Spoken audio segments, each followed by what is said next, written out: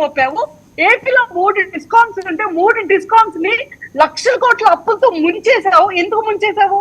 మరి మా మీద సర్ఛార్జీలు అని చెప్పి, ట్రూ అప్ ఛార్జెస్ అని చెప్పి, ఆ ఛార్జీలని ఈ ఛార్జీలు అని చెప్పి ప్రతి 2 నెలలకు ఒకసారి 5,000 6,000 అని చెప్పి ప్రతి హౌస్ హోల్డ్ మీటర్ల మీద ఎందుకు డబ్బులు వసూలు చేసావు?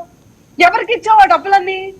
అండ్ ఇంకొక మాట, మళ్ళీ వర్మ గారు, నేను ఆయనకి ఎలాగో చెప్పినా ఆయన చెవులు పనిచేయవు, వాళ్ళకి అర్థం కదా వైసీపీ పార్టీ వాళ్ళకి. మీకు క్లియర్ గా చెప్తాను, 2010 లో solar power charges 12 rupees 16 paise market లో ఉంది.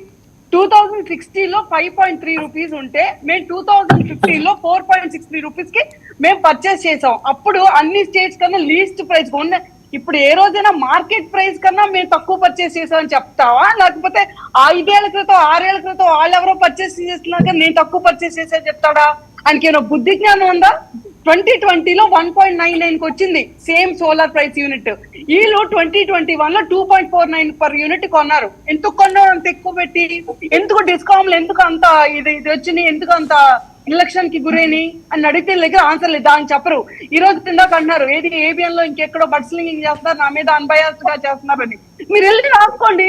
లేకపోతే FBI మీద ఏంటి, అమెరికన్ FBI ఉంది. ఎవరైతే FBI ఫైండింగ్స్ లో ఫలానా మనిషి, అది ఎంతవరకు జరిగిందో తెలియదు, అది వాళ్ళ ఫైండింగ్స్, వాళ్ళు ఇచ్చిన రిపోర్ట్ లో ఆ మొత్తం మీ రిపోర్ట్ చూసుకుంటే ఛార్జ్ షీట్ లో, అమెరికన్ ఛార్జ్ షీట్ లో 83rd పారాగ్రాఫ్ చూసుకుంటే క్లియర్ కట్ గా జగన్మోహన్ రెడ్డి అనే వ్యక్తితో అదానీ కలిసాక నెక్స్ట్ మంత్ పర్చేసింగ్ జరిగింది నుంచి. కాబట్టి మాకు అనుమానం. ఒక్క నిమిషం, నేను దాన్ని క్లారిఫై చేయట్లా. I no want to clarify it, ఎందుకంటే they are governments involved in it.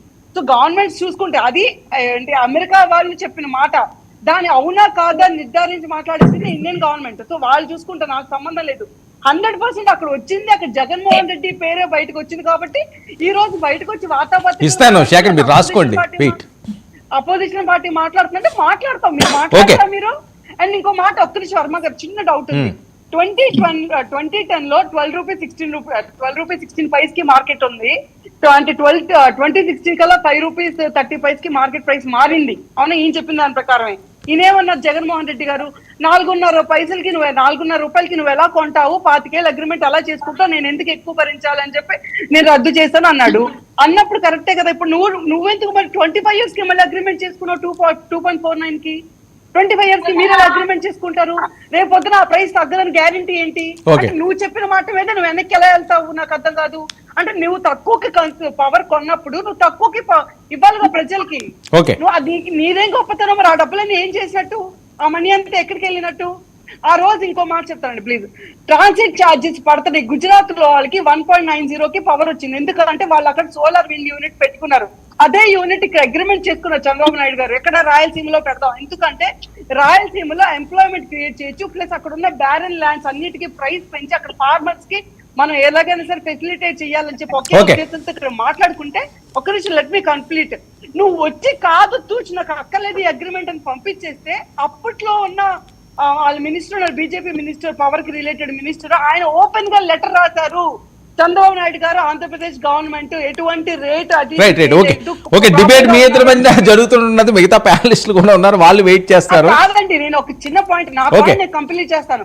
So ఆ రోజు అంత ఓపెన్ గా లెటర్ రాసింది, NTPC లెటర్ రాసింది. సరేలేండి, ఇది నిగ్గు తేల్చాల్సిన అవసరం ఉందండి. వాళ్ళు ఒకటి చెప్పారు, మీరు ఒకటి చెప్పారు. చాలా పెద్ద సబ్జెక్ట్, మనం ఏదో 1 hour లో దీని మీద తేల్చేసే టైం ఉండదు. వర్మ గారు, నేను 1 hour అని చెప్పట్లేదు, జరిగింది చెప్తున్నా. ఈయన ఎలా మిస్గైడ్ చేసి ఇప్పుడు ప్రతిసారి ప్రెస్ మీట్లు పెట్టి ఒక అబద్ధాన్ని నిజంగా చిత్రీకరిస్తారు అంతే. ఓకే, బుజ్జి రెస్పాండ్ అండి. ఇస్తాను. ఈయన శేఖర్ రెడ్డి గారు, ఒక నిమిషం అండి. మీరు అడిగారు కదా, మీకు సమాధానం చెప్పాల్సిన అవసరం ఉంది కదా. నేను కూడా ఎన్డీఏ కూటమిలో ఉన్నా కాబట్టి, మీరు ఇవాళ 5 నెలల్లో ఎన్డీఏ కూటమి ఏం చేసింది ప్రజలు కానీ, మీరు 5 సంవత్సరాల్లో చేయలేని పని పింఛన్ ని 1000 రూపాయలు పెంచింది. ఒకటేనా? దీపం పథకం అమల్లో పెట్టింది మన దీపావళి నుంచి. రాసుకోండి.